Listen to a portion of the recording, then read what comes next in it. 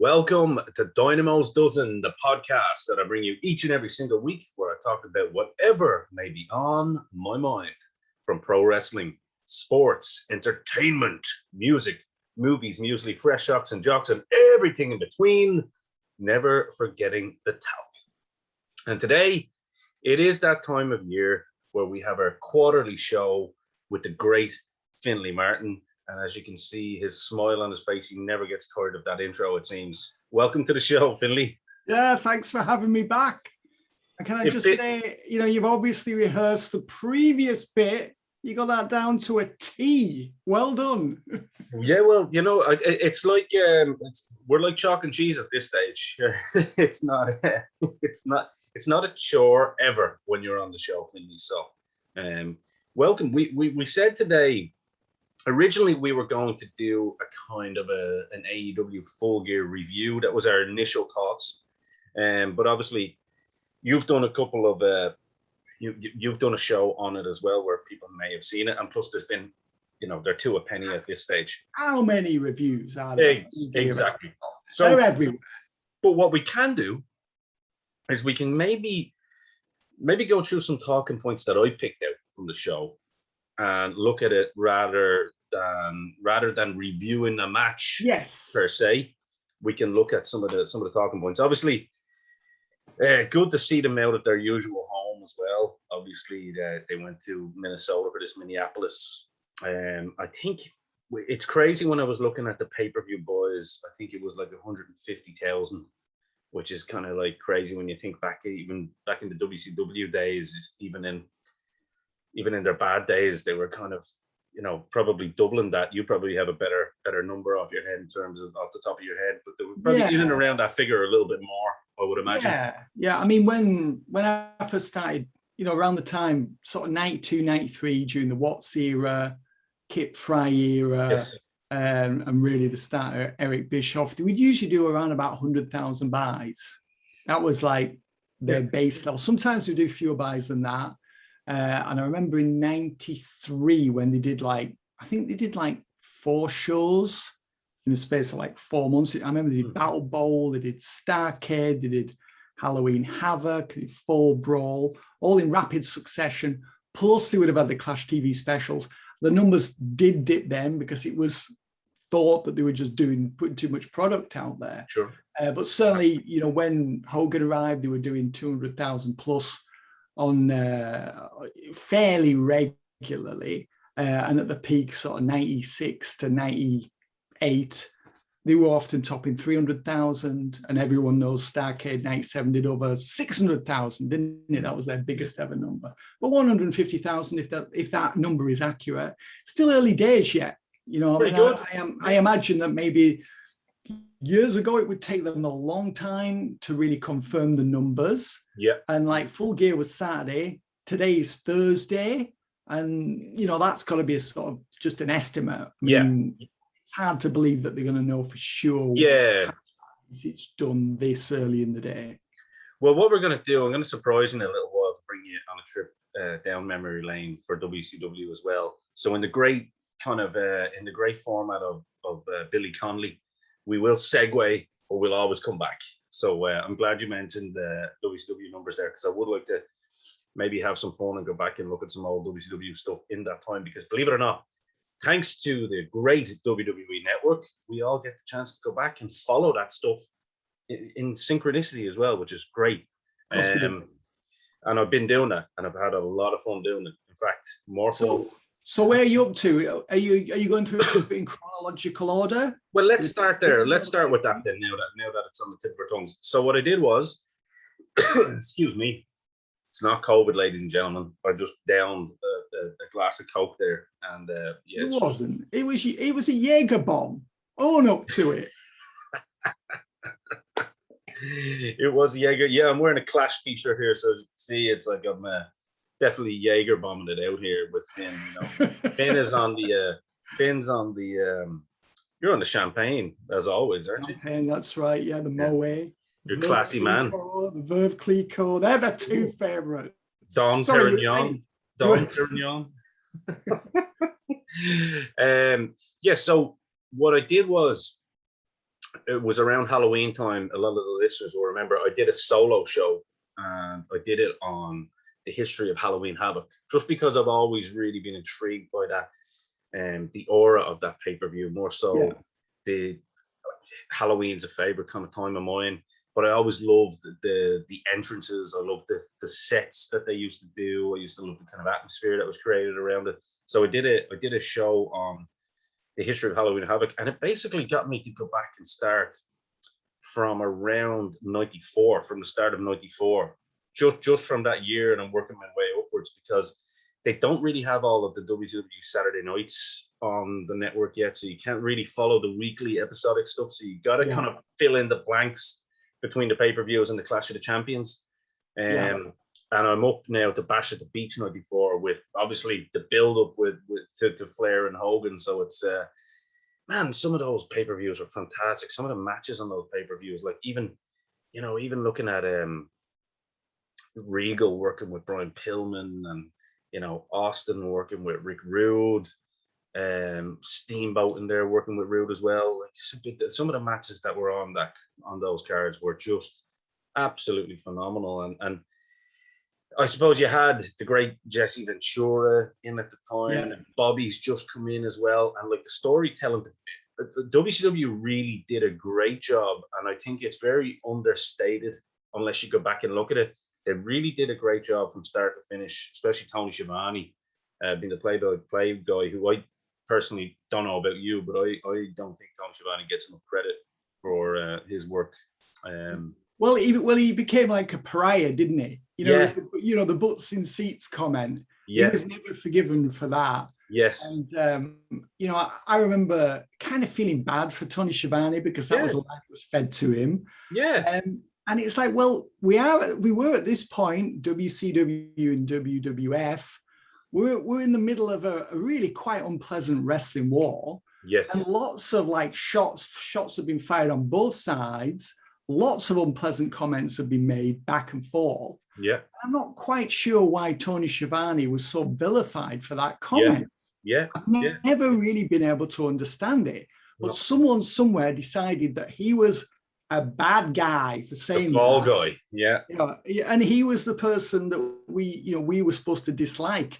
And when you listen and look at Tony Schiavone now in AEW, it's like he's so excited. He's so thrilled to be back in wrestling. Yeah. But I think most of all, what he's most elated or delighted, or perhaps relieved is the word, is that he's been forgiven finally for the butts in seats line. And he's even got, is it a graphic novel out that's named Butts in Seats? Yeah. So it's like everyone's forgiven Tony.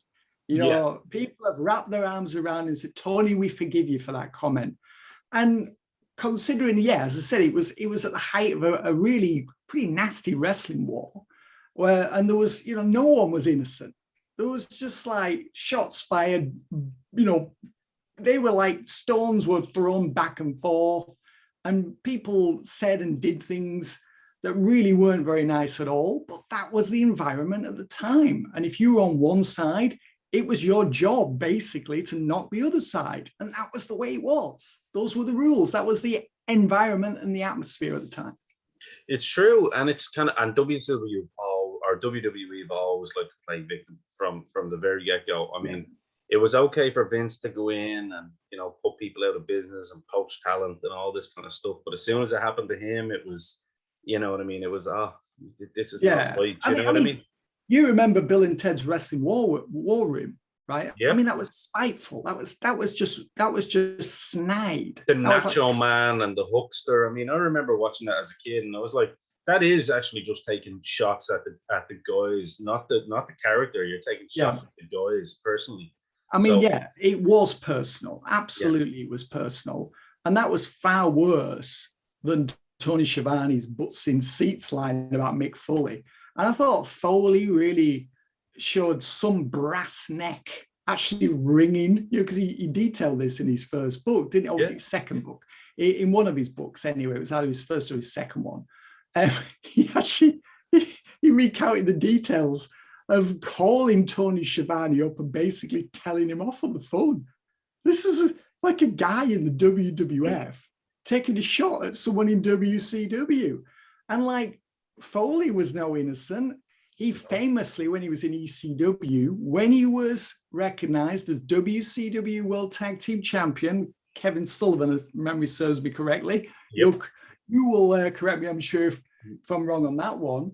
On ECW TV, he held up the WCW World Tag Team title and spat on it on TV. Yeah. Whilst he was recognized as champ and under contract to WCW. Yeah. So how Foley could, portray himself as the victim of this great injustice after all the things he had said and done about WCW, I mean, that took some gall, Ian. It really did. He's going to be their champion. That was one. I was watching that at the time, and I just went, "Good one, Bischoff." I mean, it's true, and I mean, WWE were the ones to kind of really fire those shots first, and I think, they just didn't realize how big and brash the balls of Eric Bischoff were at the time. Bischoff still has that one over Vince where he challenged him to a real fight. And he was like, well, I didn't know whether he was going to show up at Slamboree, but if he did, I was ready. Oh, yeah, that's right. Was it? I think it was Worcester, Massachusetts, wasn't it? Yes, Slamboree, 1998. 1998, that's right, yeah. That was just brilliant, wasn't it? He issues the challenge, and then I think that was on Nitro, and I think it was on Thunder. Yeah. He had to go on and do a clarification because I think a legal letter had been sent that week. And the implication was that, WWF at the time, so, Tony Schiavone is mentioning that Vince is going to be there to try and jack up their buy rate. Vince will not be there. And then Bischoff on Thunder had to say, I've challenged him. He won't be there, so don't buy this event thinking that Vince will be there. So to clarify that one, I mean, that was just brilliant, wasn't it? It was. And I think what WWF's legal, I'm not sure it was, could have been Mr. McDevitt, might not have been Jerry McDevitt. I think the argument was like, well, wrestling fans, they're accustomed to being deceived. So when Eric says that Vince won't be there, that wrestling fans will interpret that to mean that he will be there. So you end in this weird world of double talk. And it was just the weirdest thing, wasn't it? The weirdest story. I think what really happened there was, Vince's ego, because he likes to have this kind of tough guy persona, and he always kind of mentions that even on his DVD. I love to fight. I love women and I love to fight. Just not a guy from Calgary after you really pissed him off. Don't fight that. That's right. Yeah, that didn't work out too. That real fight didn't work out too well for him. Not even. And the more stories, we are in Montreal month. When you hear that story of how the actual fight happened, and when you hear people talk about it, it was like Vince was ready to go for it. This supposed, you have a free shot kind of thing doesn't really hold anyway. It was like, no, you got your ass kicked.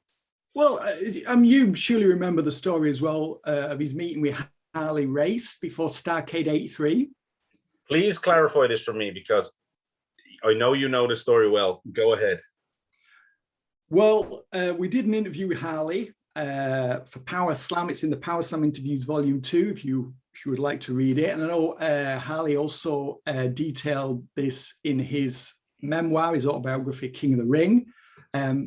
And he met with Vince prior to Starrcade 83, which is obviously a huge show, closed circuit TV. This was before Vince had gone national, but he was just about to, like, the next month.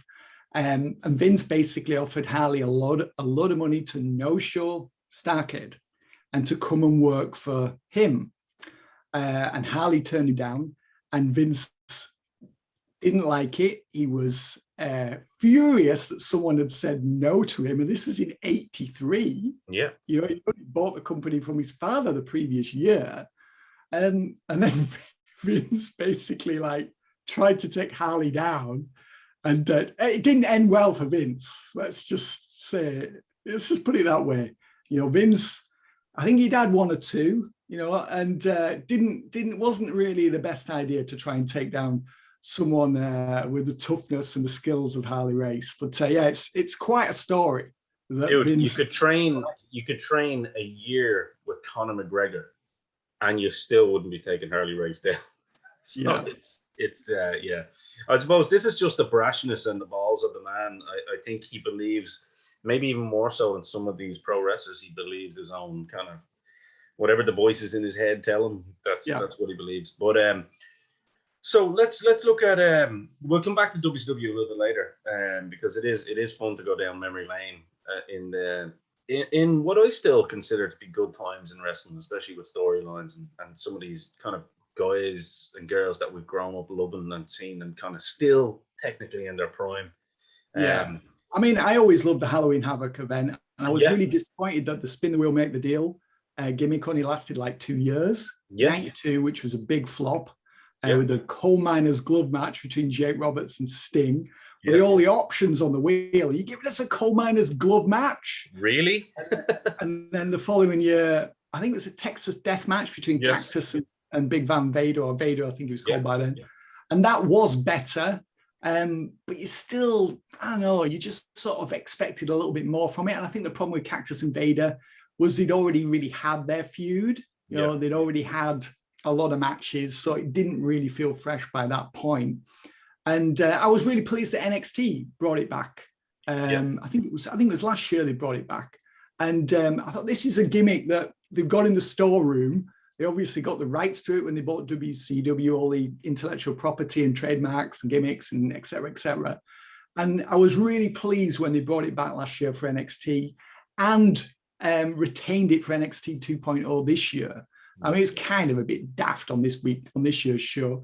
But I mean, I enjoyed the show and I really enjoyed seeing that gimmick. And I'm hoping we're going to see it again next year. Yeah, 100%. Let's go back to AEW. For me, some of the things that I kind of pointed out in terms of what I liked and what I didn't like. Obviously, some long matches on this, very, very old school WCW in terms of when you look at the length of the matches. I thought MJF and Darby Allin, I thought it went on a little bit too long. I mean, there was one spot in it that just absolutely infuriated me where they were just rolling around in the ring. Was that at the beginning, or was that after the Tombstone Pile Driver? I believe it was after it, and they were doing the kind of pin combos. Oh, yeah. I know, that's what it was. Yeah, because what had happened was, MJF did the Tombstone on the apron. Yeah. Darby fell to the floor. Darby was outside. I actually timed this. Darby was outside the ring for 43 seconds, and yet somehow still beat the 10 count. I mean, can you believe it? It's a miracle. So and then they went back in the ring. Darby's back in the ring. And instead of instinctively covering Darby as soon as he made it back in the ring, they then did all those inside cradle. I think MJF went for a suplex, and that was countered with an inside cradle. And then they did all these different pinning combinations. That's the sequence you're referring to, isn't it? Exactly. And look, I like the two guys. I see a lot of potential in both of them. I think they both have their place. I think even though Darby is like super small, like I'd like him to wear some knee pads or something, because those legs are really, really, really small. And, you know, for the kind of style that he wrestles, I'm like, okay, just put some knee pads on at least. But I mean, it was decent. Some of the, I mean, I wasn't crazy about the tag match. It was okay. Bryan Danielson and Miro was quite physical. I thought it was pretty decent. I mean, Daniel Bryan looks like he's come just to really kind of kick the shit out of people, doesn't he? He's kind of, it's like he's missed that physical style. I mean, his chest is just lit up after every match now.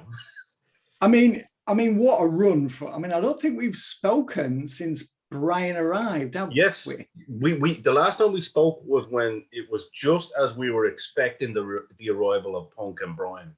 Okay, I mean, so this is actually there's our talking point now. I mean, he's on the best run of his career. I mean, the guy's, to me, the best wrestler in the world at this moment in time. On form at the moment, yeah. On form. I mean, the variety that he's bringing to each match. I mean, each match is different.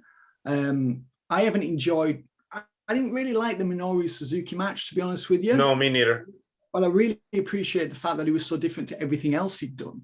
I thought the Dustin Rhodes match was a real gem, actually, because it was so different to everything else he'd done. Yeah. And I really liked the way that Dustin was like selling outside the ring, like he was genuinely hurt. Yeah. There was nothing theatrical. I mean, the word theatrical, you're not really allowed to use that word in connection with pro wrestling, but I'm sure you and others know what I mean. There was nothing theatrical about that match. It just felt authentic. And I mean, obviously the Kenny Omega match, I know you're not the world's biggest fan of Kenny, but Well, what did you think to the Omega draw? Times have changed a little bit here on the old Dynamo's dozen side. Listen, I only wanted a couple of things from Kenny, and it wasn't much to ask. I mean, who am I, right, to ask of anything of Kenny Omega? But I mean, for me, just as to how he would win me over as a guy that could get behind him, he's done pretty much everything I've wanted. He's brought a bit of character in there, with himself and oh my God, what's his manager? Don Callis. I mean, Don Callis is, listen, I don't care what anyone says. He is doing his best Bobby the Brain Heenan impression at the moment these days. And I tell you, I think he's doing a mighty fine job. You know what I mean? As well as he can do. And I think, you'll recall this. I said I wanted to see a bit of character from Kenny. I wanted to see a bit of depth about what he is. Yeah. I don't just want the big bout machine and the guy who just does the finger bang, as Jim Cornette calls him, and twinkle toes and all this kind of, all these words that, people have used to describe him. I just wanted to see a bit of depth to the character, and I wanted to know who Kenny Omega is. And I think that heel turn for him has done him the world of good. I think the look is great, the way he went for the old Harley Race Triple H Lemmy beard. Yeah. I still think he's not the best on the mic. It's just in terms of he doesn't get enough, I think, guttural kind of out of him. You know what I mean? But there's something about his promos that it's just not convincing. That's it. It doesn't connect with me. Do you know what I mean? I'm like, I want to see you angry. Like, I want it, because when he's in the ring angry, good Lord, he's phenomenal. But it just doesn't seem to connect to his emotions verbally. Yeah. I'm with you there on the promos. It's like it's as if he doesn't believe what he's saying. Yeah, it's like a little bit of nervousness or something, even though, do you know what I mean? Because maybe, because obviously in the ring, that's his happy place. He knows exactly what he's doing inside and out. And I mean, anyone can put on the bells and whistles and, doing the old Diamond Dallas Page stuff and wear all the gimmicks and come out and look great. But look, I still think that can be worked on with him. But I think, he's grown as a performer as a whole for me, as in you're not just watching him for a great wrestling match now. There's a little bit of depth starting to come through the character. Yeah. And I mean, listen, this has only been like a year or two. I mean, people were saying the same thing about Roman Reigns a while back, and look at him now. So, I mean, I think give Kenny time and you could see a lot more. So, I am not a Kenny naysayer anymore. I think to answer your question, the match with Brian, the draw. Yeah. Listen, I think these two guys, I could watch them wrestle all the time, and I still think that they would give you a different match every time as well. So, good Lord, that the top part of that roster is stacked. It's the most powerful upper level kind of tier of talent anywhere, including WWE. They are stacked in that respect. They've got a lot of people. I mean, I thought the Omega match with Christian Cage was a triumph as well, and I really like. Fantastic. I think it's really a shame what happened at Christian Cage at the All Out event. Yeah. And he was massively overshadowed. He'd had that superb, outstanding matchup with Omega on Rampage. Was it the premiere? I think it was the Rampage premiere, wasn't it? And then I think it turned up the second week. And it was just like, this is the sort of match that I want to see Kenny Omega have. And Christian and Cage really counteracted a lot of the aspects of Omega's act. It was a pro wrestling match, wasn't it? You know what I mean? That's right. Yeah, that's right. It was as if he said, right, here's the Christian Cage filler. I'm going to filter out a lot of that annoying, unnecessary stuff that we don't need. That is just going to drag the out. We're going to streamline this. We're going to strip this match down. It's going to be lean and it's going to be mean. And the finish with the It was the on the chair, wasn't it? Yeah. The prettier on the chair. Prettier, yeah. And it was just like, what? It just looked absolutely tremendous.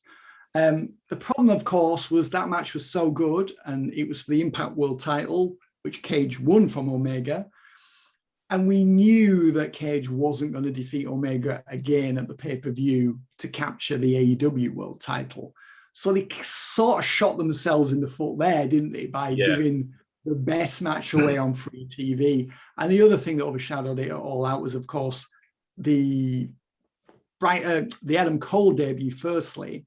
And then poor Adam Cole was massively overshadowed by Bryan Danielson. It's like, why the hell have you done 2 debuts on one show? Don't show all your tricks at once. Exactly. Yeah. It's.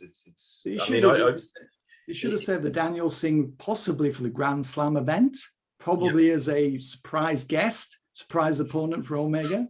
That's what he should have done, really, rather than ruining Adam Cole's debut. Well, not ruining it, but certainly diluting the impact of it. I think I would have personally, I thought about that one as well. I would have thought like it would have been really kind of cool for Omega to come out, you know, Big Dick Omega with all of his buddies, and to say there's nobody in the back there. And maybe he could have said, you know, he could have alluded in some way to not include Punk in it to show that he's a little bit of a cowardly heel. There's nobody in there that could beat me, you know, blah, blah, blah.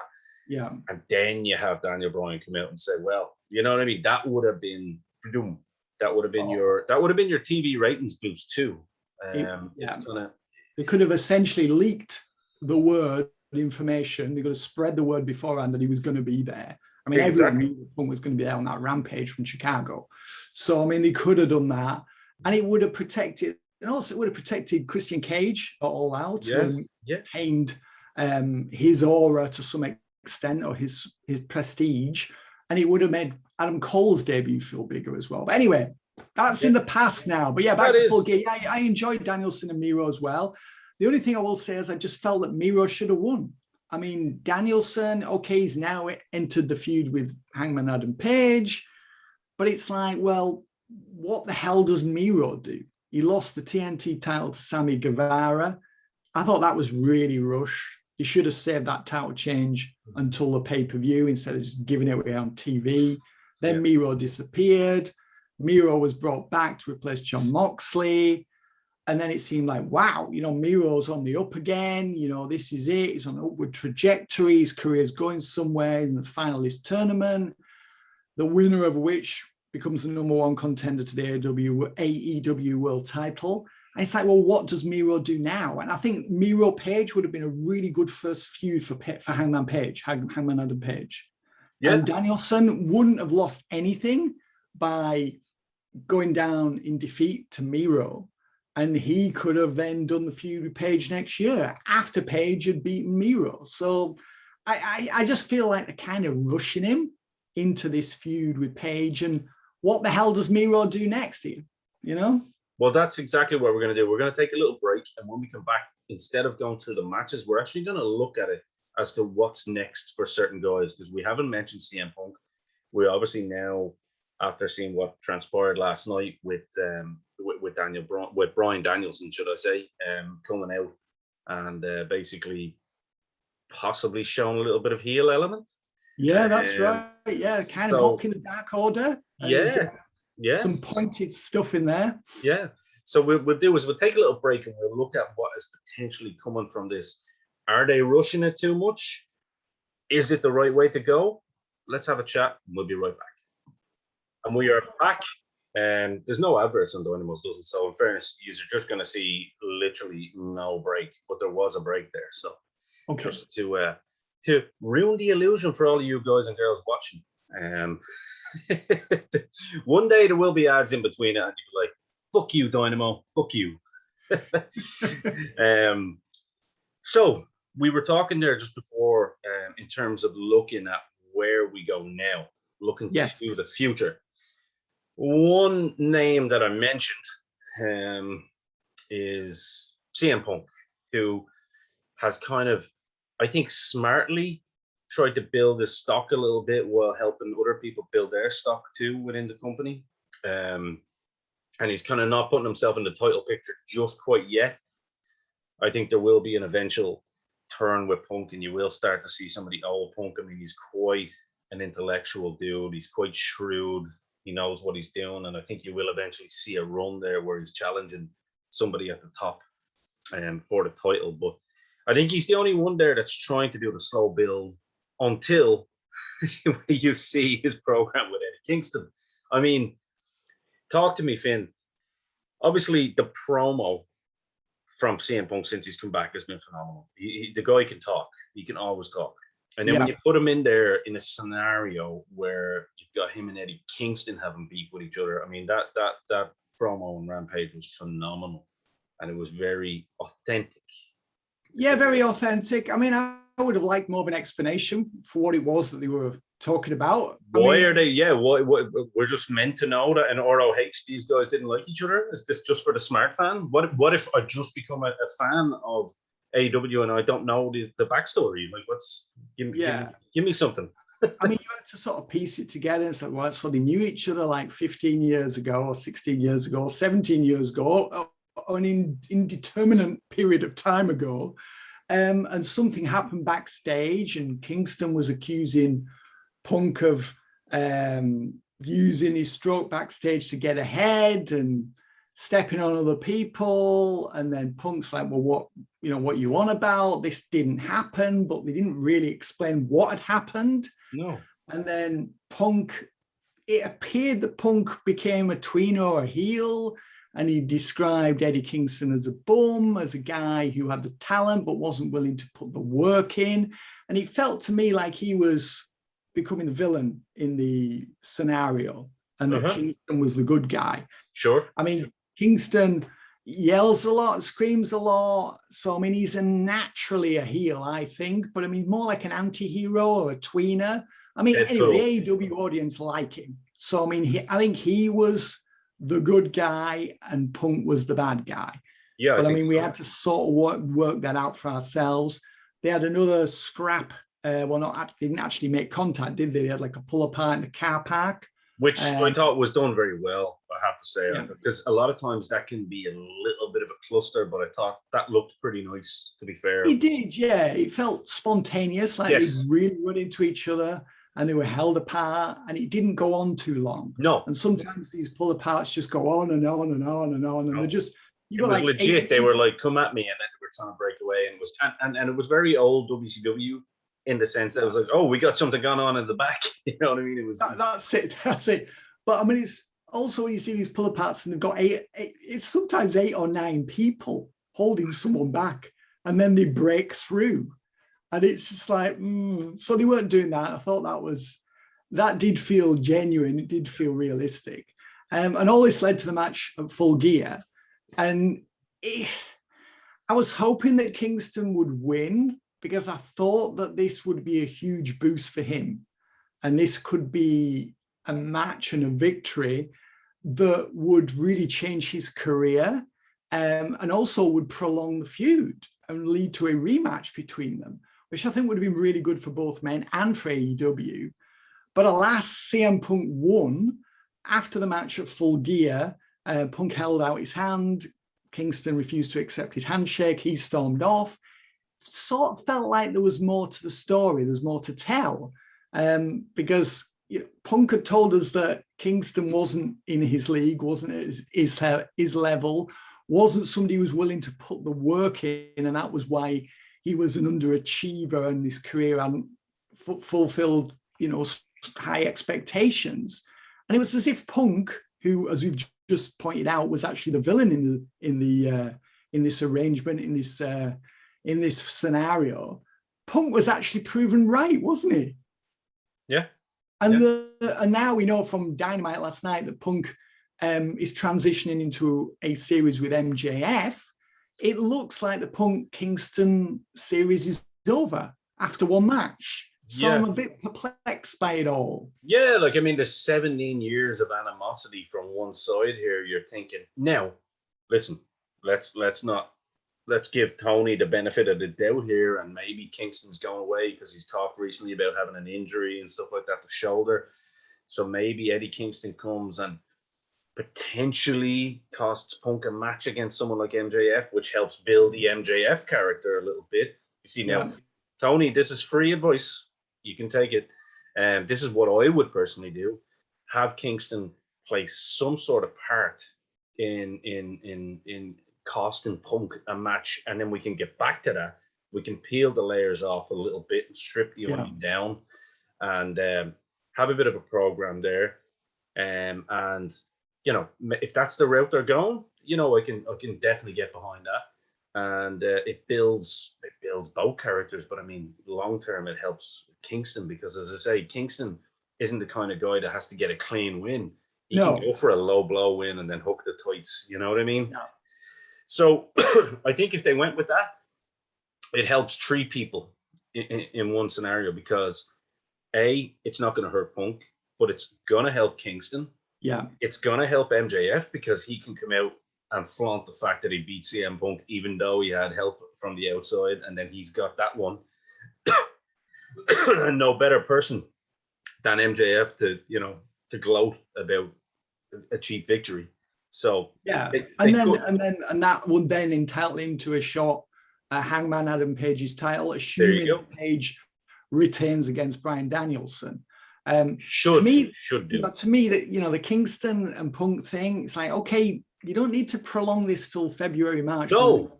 The view is occurring, but they could have run it for a few more weeks and built to a big TV match in December. That's what I'm thinking. So they might do that. Could have done that. And then you do Punk versus MJF. Exactly. To me, that was the way to go.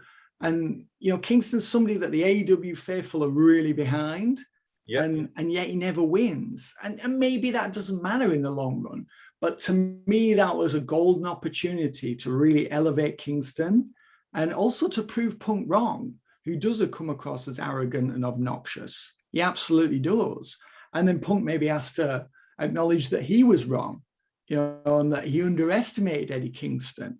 And then you've got this sort of moment where you've got this respect, and maybe then you've got the handshake afterwards. But to me, there's so much they could have done there with Kingston and Punk. And even if he's got an injury, I think he could have worked through it for one more sort of brawling match. They could have done a street fight. There was a lot of shortcuts they could have done. Absolutely. And could have done it on Rampage, where it's Rampage. I mean, look at Rampage last week, did 515,000 viewers. Yeah. And also the other thing as well with AEW right now is, we were just talking about Kingston and Punk and this sort of inside storyline. If you want to appeal to a larger audience, which presumably CM Punk and Bryan Danielson were hired at great expense to draw a larger audience to the AEW product, they're actually behind where they were before they brought these two guys in.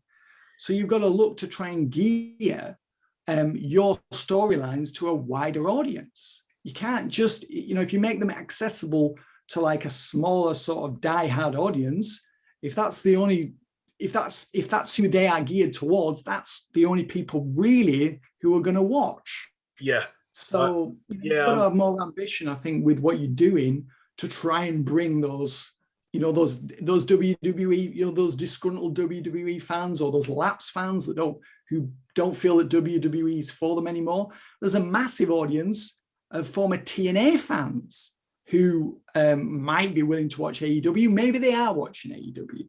But to me, I was always familiar with this when I was running Power Slam, is that if you make it really hardcore and really inside and you don't explain things, then people won't understand what you're on about, and you'll deter them from buying your product.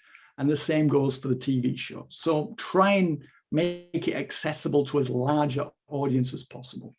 Exactly. And we are in a time where people's attention spans are lower than ever. They certainly are, don't they? You know what I mean? This gimmick of the phone in the hand going on Twitter, this is on in the background. If you don't have something that engross, I personally think that they need to speed up the process with Punk of getting them to the CM Punk that was over in WWE. I understand he's in a different place. He's happy to be working again. He's happy to be wrestling. He's got the time and all this kind of stuff. But really, he's got to become the anti-hero really quick. Yeah. He really has. You got to get him coming out being angry about something. Yeah, And absolutely. you know, I don't know what way. I mean, there's plenty of options that they can do here, but this is on Tony Khan and the writers here now. You know what I mean? Punk and Bryan have been brought in for the money. It's not their fault that, you know, they're being booked a certain way. They're being paid to do a job. So it's not like they can come in and just sprinkle magic dust themselves. They can, I mean, in terms of what they've produced. I've got to disagree with you there, Ian. I think both of those guys have got enough clout backstage that they could say to Tony, you know, okay, Tony might, you know, Tony is the man in charge. We know that. Sure. He's the boss, but he's going to respect their suggestions. He's going to be willing to implement them if they strongly push for them. Okay, well then these fair guys enough. have been doing this forever. They're making a lot of money. He obviously respects their talent, and I'm sure their input as well. And I'm sure he wants them to be happy in AEW. So I think if Punk or Bryan had a suggestion that they really wanted to go with, I think Tony would at least consider it. No, fair enough. I get you, and I'm glad you disagree with me there, because I'm going with something more in the sense of that I think it's not solely on them, is what I'm saying. Like, yes, absolutely. Not every kind of idea that they bring is going to be amazing. I mean, at the end of the day, that's why you always had a filter in WWE with the likes of Vince McMahon. They'd be like, okay, well, this will work. But we know historically, especially Punk, storyline-wise, we know that he can sink his teeth into something and make it run for a year or so. And I think more so than Bryan. Bryan's the guy that you're going to be watching to have those excellent matches. You know what I mean? Sure. We've not seen Bryan, like, there's nothing, it's not like a massively huge standout storyline where Bryan held people in the palm of his hands for a whole year. Yeah. Whereas Punk has that capability. Whereas Bryan can just give you, you know, 10-star matches every time. I mean, I actually think Danielson really needs to amp up the character as well. I keep saying Daniel Bryan. It's in my head. God damn it. I'm just going to go Dragon. Yeah. Well, you and Jim Ross. Me and Jim. But I mean, to me, Danielson, I think he really needs to turn up the volume on the character. I think he needs to be more larger than life. Let's go with this then. Let's go with this. Wrestler. We've seen that in so many of the matches that he's had. Whether it's against Kenny Omega, whether it was against Dustin Rhodes, match with Miro was really good. Sadly, I just would like to point out, I'm sure you noticed as well, it's sort of a bit of a subdued atmosphere because he'd done so much in the first two matches. MJF and Darby Allin had done so much in that match. And then Penta and Phoenix had done so much in the match against FTR. I felt that the audience was kind of a bit worn out. There's a rule. I'm looking at this. 22 minutes and 6 seconds for the opening match. 18 minutes and 30 seconds for the second match. 20 minutes for the third match. 22 minutes for the fourth match. Yeah. Like, anybody who knows anything about pro wrestling, from a gym show all the way, you know, to main event level, your opening match has got to be, in my opinion, you know, a 6 to 10 minute match. You gotta get something in there that gets them excited, gets them popping, sets the tone and the agenda. And then maybe in the second match you can put in something a little bit more spicy, and then you slow it down a little bit. Maybe have more matches on the pay-per-view, even if need be, of shorter ones that kind of either, you know, have a part to play in terms of feuds that are ongoing. That is something that WCW done under Eric Bischoff's watch better than anybody. Yeah. Better than anybody. I mean, WWE does that as well. They know how to arrange a show. Exactly. It's all about preparation, and like it's and again, we're going back to we're playing into the smart fans, but you know, in a 4-hour pay-per-view, which I think 4 hours is too long anyway. There was. I mean, it was just an excess. CM Punk, Eddie Kingston, 11 minutes. That would have been perfect for your second match. You know what I mean? Or your third, because then you're like, whoa, we're getting into it real early on. Yeah. Nice little opener at the start. You know, I don't know who, pick any names, but nice little opener. Then get into it. Eddie Kingston, Punk. Okay, now you've really got me excited. And it's only 11 minutes. You're expecting it to be probably 30 minutes or 40 minutes, but it's 11 minutes, and there's enough of a story being told in that 11 minutes that you're happy. Exactly. I mean, it's like going from 3-course meal, isn't it? Yeah. And having the main course first and the starter second, or the starter last. Or in this case, 3 courses of main course. Oh, yeah, exactly. Because you're full after the first course. You know what I mean? That's absolutely right. Actually, that's a much better analogy than the one that I just came up with. But I mean, I thought Britt Baker and Ty Conti, which I didn't really think wasn't very good match. I don't really rate Britt Baker or Ty Conti, but it had that match gone on second and been a lot shorter. I think they were out there about 15 minutes, which was too long for those two. Had that been like 8-9 minutes, that would have been a good call, good shout for a second match. Yeah, exactly. But let's get on to, I mean, like I said, I think there's more to come from Punk. I just think they maybe need to speed up the process and find the right fit now instead of having gone through different guys. Yeah. Listen, if they want to go with this MJF and Punk thing, I think this could be genius. This is something I was looking forward to for a long time, because both of them are Piper guys and both of them have pipe bombs in their arsenal. Yeah. And if they want to do a long-term feud out of this, and I think Punk has to lose the first match, whether it be outside interference and he needs to go and take care of Eddie Kingston in the meantime and come back to it. I don't know what way they're going with that.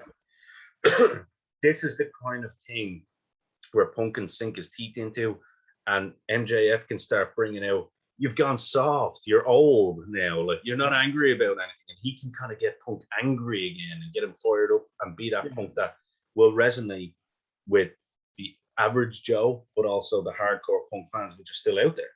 And I think, I'm not worried about Punk. I think that will happen eventually. I just think they need to speed it up a little bit. I don't know whether you agree with that.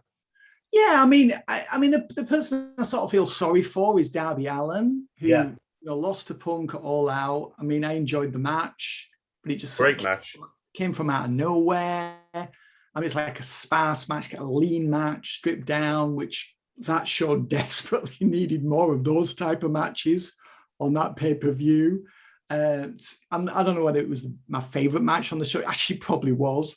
But I did feel kind of bad for Darby that he lost Punk in Punk's first match. And it was just like, okay, well, perhaps Darby shouldn't be beating CM Punk. But my argument would be CM Punk versus Darby is a match for down the road. Yeah.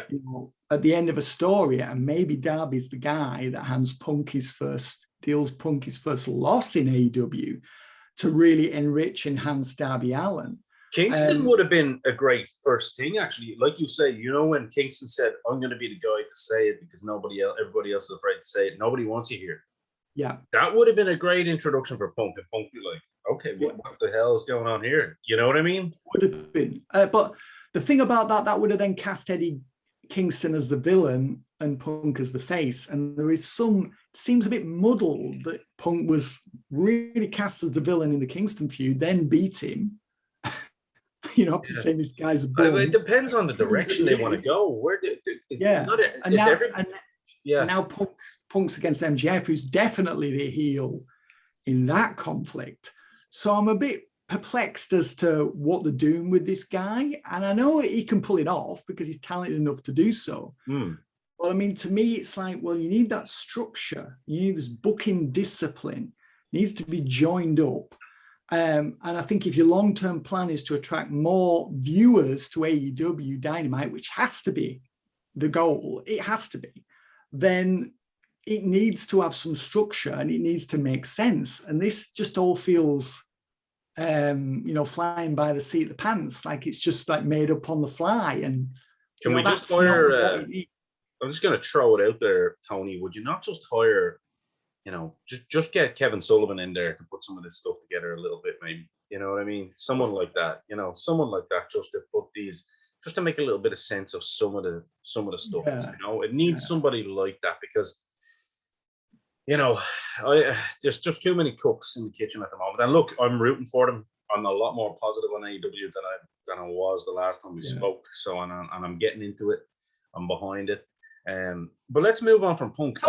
Sorry, can I just say one more thing about Darby? I started the thing. Say whatever you want, my friend. Yeah. So he lost to Punk, which, I enjoyed the match, but to me, that felt like a match for early next year. And then Darby faces MJF at Full Gear. And had Darby won the match at All Out, it wouldn't have really been such a big thing for him to lose to MJF. I've got no objection at all to Allen losing to MJF. But coming on the heels of the loss to CM Punk, it just feels like Darby Allin doesn't win the big one. He's really portrayed as a bit of a loser. And I know MJF, there's lots of skullduggery. You know, it was actually, if you notice the finish, one of Allen's shoulders wasn't even down on the finish, but I think that was a bit of a screw up. Yeah. You know, we had the dynamite diamond ring on the finish. I thought the finish was a bit weak, really, and I know it was designed to protect Darby. But again, you know, he's lost another pay-per-view match. And I think whatever he does next, he absolutely has to win if he's going to be like the person they think he's going to be. So he just, to me, just feels like he's not. I think there's so much more he can do, and whatever he does next, he has to win that feud. Otherwise, he's going to potentially turn into an Orange Cassidy. And I know you're not an Orange Cassidy fan, but if you look at where Cassidy was like 6-7 months ago versus where he is now, he's like on the verge of, you know, being relegated to darker elevation, isn't he? Yeah, which is probably where he should be. Well, yes, I agree with that. But the point being that Orange Cassidy was a guy who AEW fans were really into a while ago.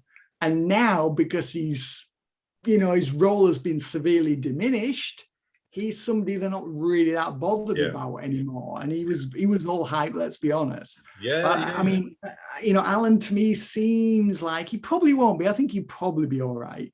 But he's somebody who could go down that road, and that would be a shame. And I think that would be a disservice and a disservice to him if that were the direction he were to go next. Yeah, like there's a lot more upside to the Darby Allin than an Orange Cassidy, you know. And look, to be honest with you, I have no agenda against Orange Cassidy. I think I've done that for the pop there, and I got it from you, Finley. So, but yeah, he does belong in there.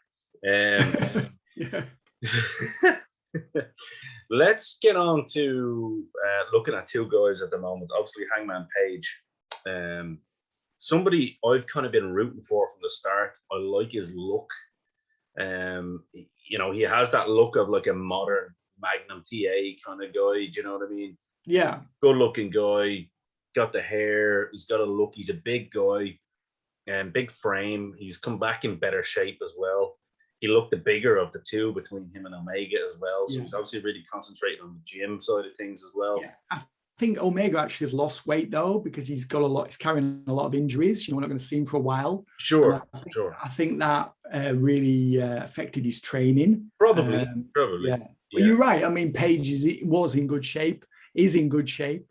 You know, and he looks like he's built for the task, doesn't he? Yes. You know, some people in wrestling don't look like they're built for the task, but Hangman Adam Page does. He does, and it was a hell of a match. We won't get into the match because I know you covered it already. I thought it was a great match. I thought he hung in there with Kenny. I thought, you know, I'd like to see Hangman slow it down a little bit sometimes. Yeah, I think he should maybe, you know, I've always said this, like he did a lot of aerial moves in the match. Yeah, like, you know what I mean? 3 in a row, and it's just you only really needed to do one there. That was I'd like to see him kind of maybe sit down and watch some old tapes of someone like a Magnum TA or Ric Flair or Bret Hart a little bit and know when to slow it down, slow the pace down, because when you're in there, you're not in there to try and match Kenny Omega because he's the guy that can go. He's the big bout machine. You know, he's basically, he's a dynamo. You know what I mean? In that sense, he's just going to keep on going. Yeah, that's right. He's the Duracell bunny. Exactly. Whereas you need someone like a Hangman to just work a little bit, work a rest hold a little bit from time to time, and make the high spots mean a little bit more, especially coming from a man his size. He doesn't need to, you know, wrestle like he's in New Japan. It's American pro wrestling here. It's like he's wrestling like he's a junior heavyweight, and he should really be acting like more like a Stan Hansen style. right? Yes. You didn't see Stan Hansen flying off the top rope, did you? And doing all these crazy air. I mean, his high spot is his finisher. That buckshot lariat. I mean, that is perfect. That's all you need. Boom. Yeah. That's your money move. Yeah. Keep the rest in reserve, or just keep them away. So, but I do see a lot of potential in this kid, and I think him winning the belt. Again, I don't know whether it's the right timing or not. I thought Kenny was on a good run.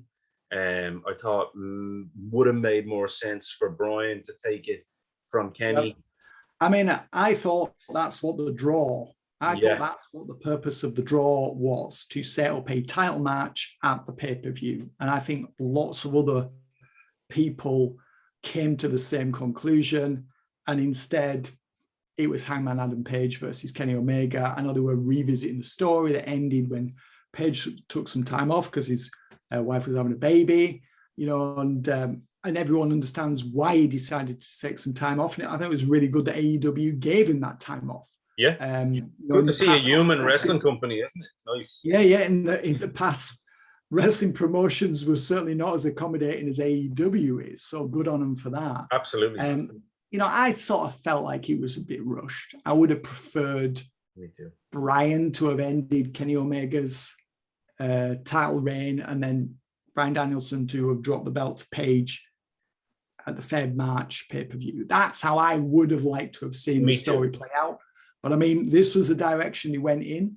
They committed to it, and Page won the belt, and this is where we're at. And absolutely, I wish Page all the success in the world as well. I like that he's a humble guy, which is quite unusual for a pro wrestler. Maybe he needs to start turning that up a little bit now. Now he's champ. Maybe those self-confidence issues have surely been conquered after he defeated Kenny Omega and became champ. So I think he needs to get away from the character that he was and try and evolve and develop something new that's a world champion level character. Exactly. And we saw some of this last night on Dynamite, where obviously Brian came out to kind of probe, and you think he's coming out to congratulate him. But Brian, a little bit of a possible heel turn going on here, which I think makes sense, because Brian is a great heel as well. Yeah. And I think it does make sense that Brian would turn heel on this, you know what I mean? Just because of the fact that he's in there with Adam Page and they built him up to be their babyface. I mean, I suppose Tony and the guys have a lot of pride in the fact that he's their guy. Do you know what I mean? He's their project. So I understand them wanting to kind of keep him babyface and have him go in and have a program with Bryan Danielson. Danielson. That's it. Well, Ross Kelly here. I mean, at least you haven't mentioned anything about 4 Pillows. Did you catch that one? I did. 4 Pillows. Oh dear. Not 4 Pillars. Can we get Tony Schiavone as the play-by-play guy for the moment?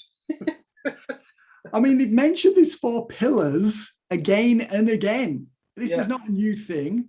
I mean, they're trying to replicate old Japan in the 1990s when it was Misawa, Kawada, Kabashi, and Taue, the 4 pillars, right? So we know they're big fans of old Japan, and they want to try and duplicate that or mimic that. But how could JR not know that that's what they're referring to when it's been mentioned again and again? And, you can kind of say, well, JR was working for WCW, which did not have a relationship with All Japan. They had the New Japan relationship. And then he was working for WWF, which was obviously a very hectic job, long hours, and it must have been very difficult for him to keep up with other forms of pro wrestling. But I mean, All Japan was not some rinky-dink league in the 1990s. No. How can he not know about the 4 pillars? I'm astounded by this. Yeah, it is what it is. Oh, look, I love good old JR, so it's but yeah, it's hard to really to argue. I will mention one thing. I'm not a fan of Excalibur, as everyone knows, and I'm only not a fan of because I don't like him wearing the silly mask. I mean, at the end of the day, again, it's another indie play. You know what I mean? And Yeah. his Yeah. ego and whatever he thinks he has kind of allowed him to wear that. I still think he should be just there, sat as he is, because I think he's doing a good job in terms of his play-by-play. When I don't have to see him, he's definitely improved. You know what I mean? He's become a bit more diplomatic, and he's not as much of a fanboy for, you know, Omega and all these guys as he was. Yeah. So he's improved, but you got to get that stupid bloody gimmick off him. But I mean, that's neither here nor there. We're not going to. I'm with you on that one. It's like, well, we're supposed to know that you're a pro wrestler. Now, I mean, if this was like, you know, the Destroyer up there, you know what I mean? The Masked Assassin or something. Yeah, exactly. Story, you know, or we were in Georgia and it was Mr. Wrestling 2 or something, then that would be different.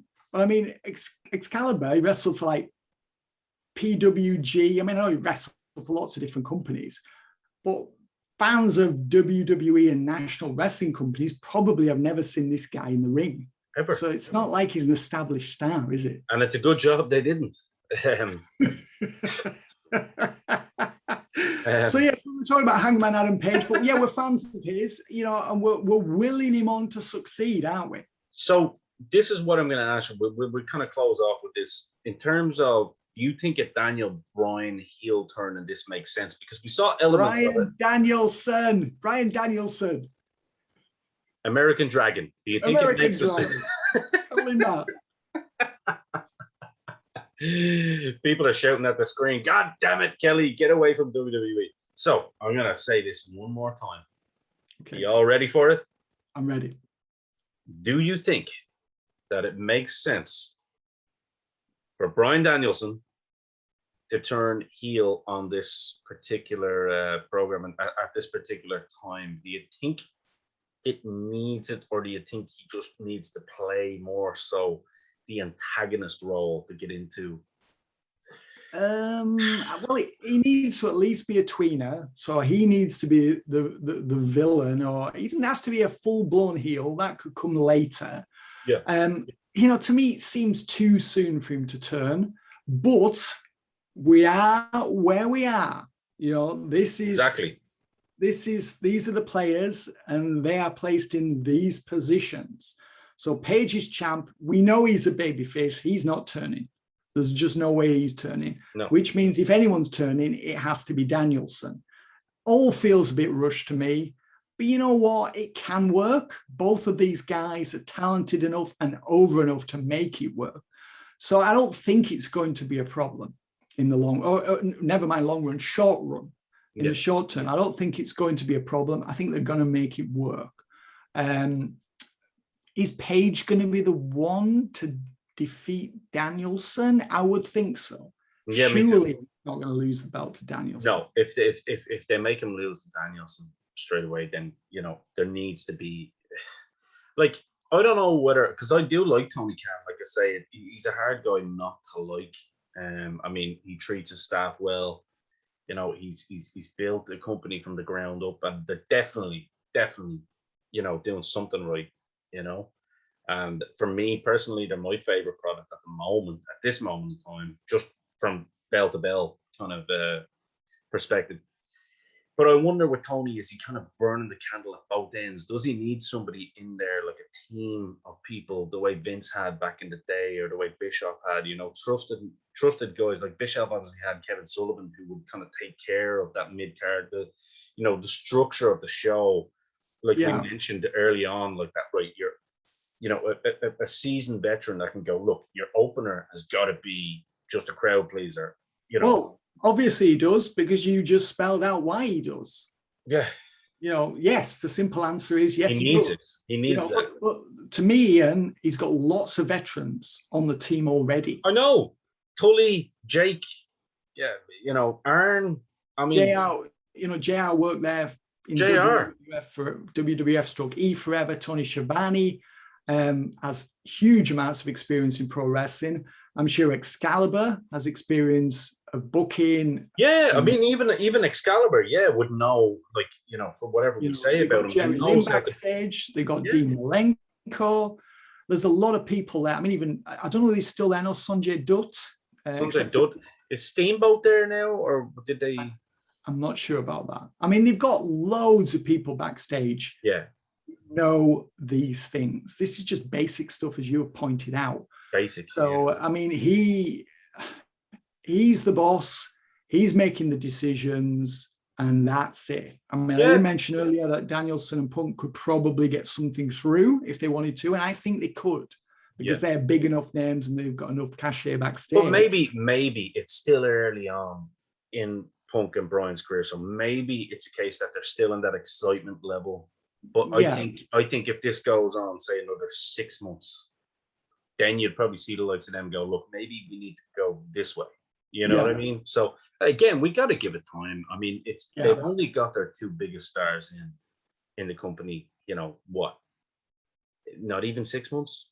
Yeah, well, Punk came in August and Bryan came in September, didn't he? So three months and 2 months. You know what I mean? So it's very, very early stages. So there is a lot to be excited about in terms of potential if you're an armchair booker and stuff like that. So I do see the excitement there.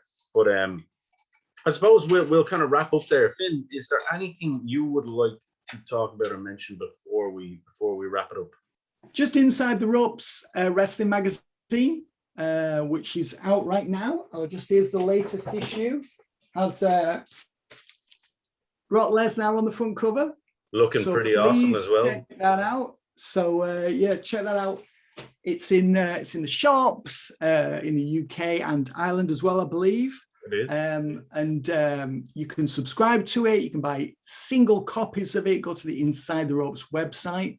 So hopefully people will check that out. I think I did like 10 pages in the latest issue. So they've managed to actually no, they haven't managed to twist my arm. I've happily agreed to contribute more to the magazine. I'll be doing 10 pages in the next issue as well, reviewing Survivor Series. I do a 2-page Q&A, and I do What's Going Down, which is the like news and opinion, and a column called From the Top, which is like larger stories, sort of news and opinion, but I really tackle the bigger stories. So I'm a huge part of that publication. So if you like what I've got to say here, then hopefully you'll like what I've got to write in Inside the Ropes magazine. But as ever, the public will decide. They will be the judge. They will. And listen, everybody that knows me at this point know that I grew up on Finn's work. So you'd be doing me a huge service and favor as well if you do either I won't say like or subscribe because we're talking about a YouTube channel there, but if you do subscribe to the publication and you're old school like yours truly, and you like to have the physical copy of something in your hand, it's well worth the subscription. Or if you're like myself, who likes to just go out every month, because I was brought up that way, Finn. That's the way. Sure. That's the way you reared me, without even knowing it. Knowing it. Support your local newsagent. There isn't that many of them left, sadly. Exactly. You know, I like to go to Easton's here in Ireland, which it is available here in Easton's in Ireland, and of course, as Finn mentioned, it's everywhere in the UK. So do go and check it out. It is a fantastic publication. I have supported it from day one, as you know, Finn, and I have them all stacked up nicely there, along with. We appreciate that, Ian. Of course, along with my beautiful Power Slam magazines as well. And if you were just checking this out and you've never heard of it, and you were a fan of the old Power Slam magazines, and you're a fan of Finn's work from years gone by, trust me, it's done in the very, very same vein. It's the same kind of grain of paper. It's the same size. It's a very, very similar format. And it's just a fantastic publication. It's the best out there. So please do go and give Finn a subscription, or go and check out, as he said, your local news agent and pick up a copy today. Yeah, it's not my magazine, by the way. I'm just, to use CM Punk vernacular, I'm just a spoke on the wheel. Well, yeah. But still real to me, damn it. So, Finn, as always, a pleasure to catch up with you. And it's our quarterly meeting. I believe this is probably our final quarter for the year. I'm sure it will be, yes. Yeah. I'm sure it will be. And markedly different tone when it comes to AEW, which is, I think, I've found refreshing. And Me too. Hopefully the viewers, the listeners will find refreshing also. But yeah, very different tone about AEW to when we've discussed the company on my previous visits to your show. Absolutely. So it shows that the trajectory is in the right direction. So I suppose as pro wrestling fans, long may it continue. Absolutely. And agree. Yeah. And thanks very much, Ian, for having me on. And I look forward to catching up with you in 2022. Well, I'm sure yourself and myself will have an Zoom catch up over the festivities over the Christmas, and we'll try and catch up for an hour and maybe have a beer over Zoom. And we won't record it. We'll just we'll keep that one private. Exactly. That's it. Yeah. We'll definitely catch up for sure. But yeah, until the new year. Until I see you in the new year and the audience sees you in the new year, from me at Dynamo's Dozen and Dynamo Podcast Network, I hope you have a great Christmas and have a great one, Finn. Yeah, and you as well, Ian. I hope everything goes well. I hope there's no lockdowns or anything like that in the interim. Yeah. Hopefully, I think we're going to be all right here in England, but you never know. Well, I think on that note, for Ian the Dynamo Kelly, for Finley Martin, Dynamo's Dozen is over and out.